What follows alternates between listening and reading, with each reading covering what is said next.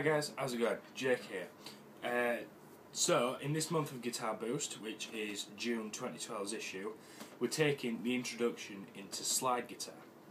So, for this lesson, this accompanies the article An Introduction to Slide Guitar from the June 2012 version of Guitar Boost. If you head to the Guitar Boost website, if it's after June and you're not subscribed to the mailing list, you can download the paperwork for the lesson that comes with it as well. You can download the full issue. So all this lesson is, this is a two-part lesson. This month I'm talking about sort of the techniques of slide guitar, and then after that, the next month, we're going to get into some playing examples and things, because slide's such a broad subject, it's hard to sort of skim it. So what we're going to do is we're going to do the technique today, and then next month there'll be a follow-up video showing examples and a set piece like the rest of the Guitar Boost stuff. If you don't know about Guitar Boost, head to the Guitar Boost website. It's a free monthly magazine. Great stuff. Subscribe to the mailing list. It's free. It's got loads of content from me and loads of other writers about the massive spectrum that is guitar. So let's get started. First of all, I have to apologise that we have a camera here. This one here. I've got two camera setup, so you can see what I'm doing with my right hand and sort of an overview. You can also sort of see a little bit what I'm doing with my right hand as well. So slide guitar, a lot of people think is a dying art form, which it isn't really. So even sort of more modern people today, sort of like John Mayer and stuff, they have lap steel. You know, if you've ever seen people with, sort of a guitar and giving it a bit of,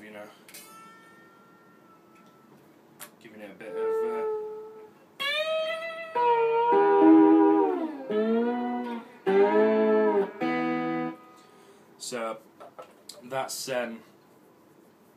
interesting.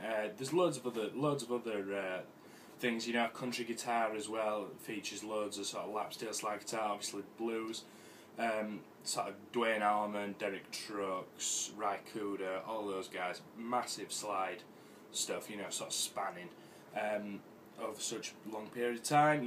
Sort of slide first came from the Delta blues, so you got all the sort of Robert Johnson, the whole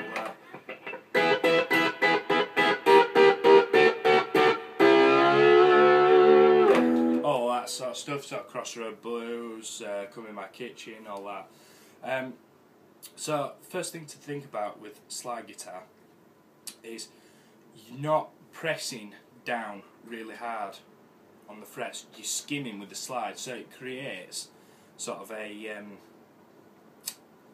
let me think, it creates almost like a fretless guitar sort of sound.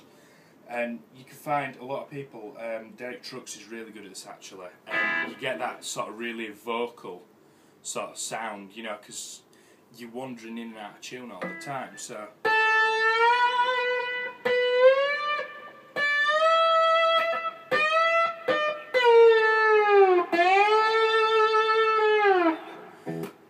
you get a really sort of vocal sort of sound. But what you're doing is, you're not, if I bring you to attention to this camera, as you can see, I'm not pressing down really hard, because that'll give you an absolutely awful sound. That's me pressing down like you would with your finger. What you've got to do is you've got to skim it. So I'm only lightly touching.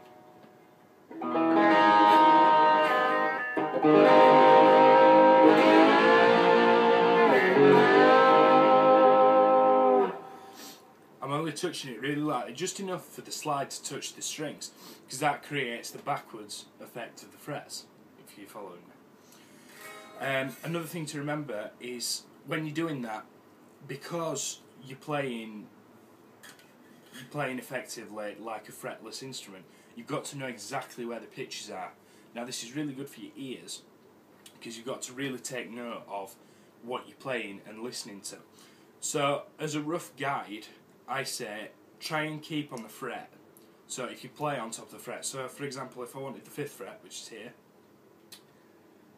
I wouldn't play in the middle of the fret. I'll do this on the G string. Now that sounds out of tune compared to... That's out of tune. If you play that with a band in the back, it's going to sound horrific. But if you go to the fret, so instead of playing in the middle, you play over here. So it's always the fret that's closest to the pickups, if you get what I mean. So when I'm in 5th fret, it's not this one here, it's this one here. So it's the one closest to the pickups of your guitar. Now, if we do that on the G string, the 5th fret again,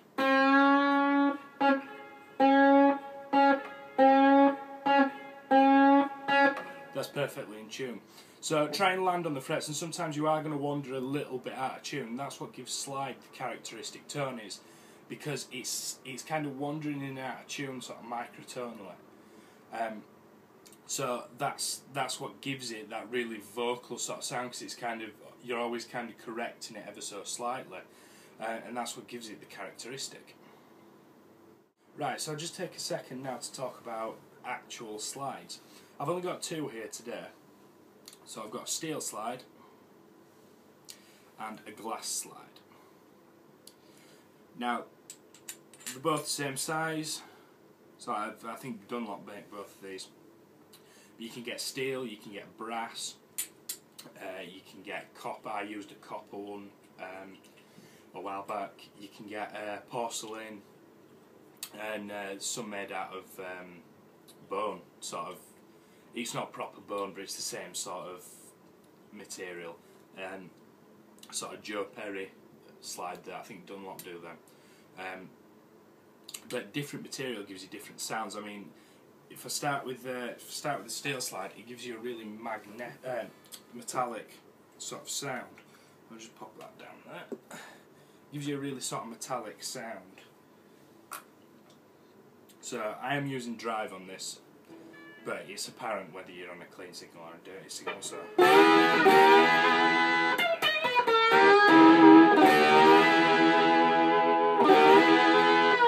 it's really bright and metallic. People suggest that you use a steel slide on an acoustic guitar if you do an acoustic slide. See, I prefer the sound of the steel slide because it's a lot brighter. I mean, because I've got my Les Paul set up for slide. Now, these pickups are quite bassy, so it brings out sort of the high end of my sound.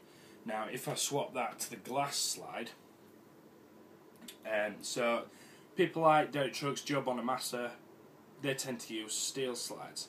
Now, if you head over to Derek Trucks, he uses a glass slide, but he's also using a Gibson SG with a sort of similar sort of sound to this.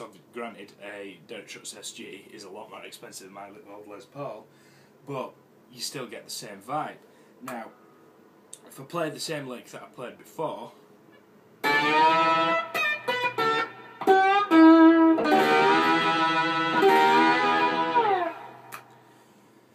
it's a lot mellow. It's a lot more mellow, and you get sort of a really it's a sort of deeper sound, really, and that also that's also the glass as well.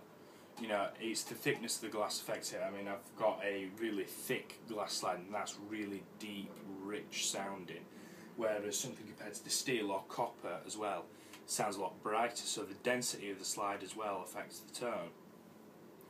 So that's slides. We'll move on to something else now.